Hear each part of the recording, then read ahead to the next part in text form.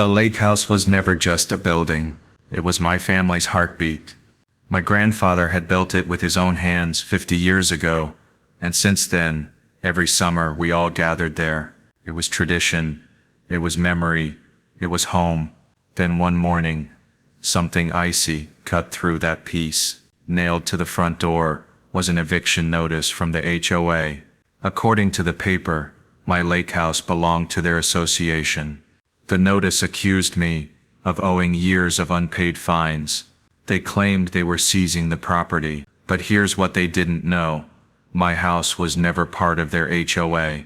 The land had always been outside their jurisdiction. Furious, I stormed into their office and confronted Karen, the so-called president.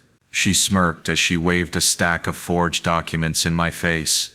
"It's ours now. Leave quietly, or we'll call the sheriff," she warned. Neighbors whispered that I should surrender, that no one could ever win against an HOA. But giving up my family's legacy wasn't an option. They thought I was just another homeowner they could intimidate. What they didn't realize was that I had spent 2 decades as a corporate lawyer. I knew exactly how to tear apart a scam like this. So I set to work. For weeks, I gathered evidence.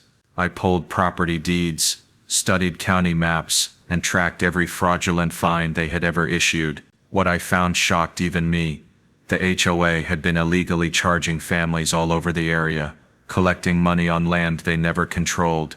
My lake house was simply their boldest and sloppiest attempt at theft. When the court date came, Karen and her board walked in smug, dressed for victory.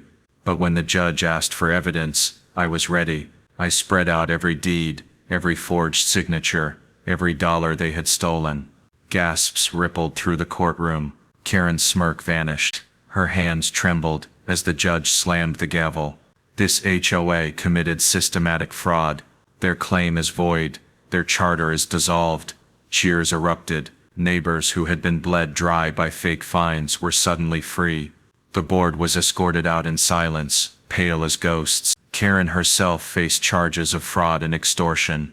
I walked out with my head high, my family's legacy intact. The lake house stood safe, untouchable.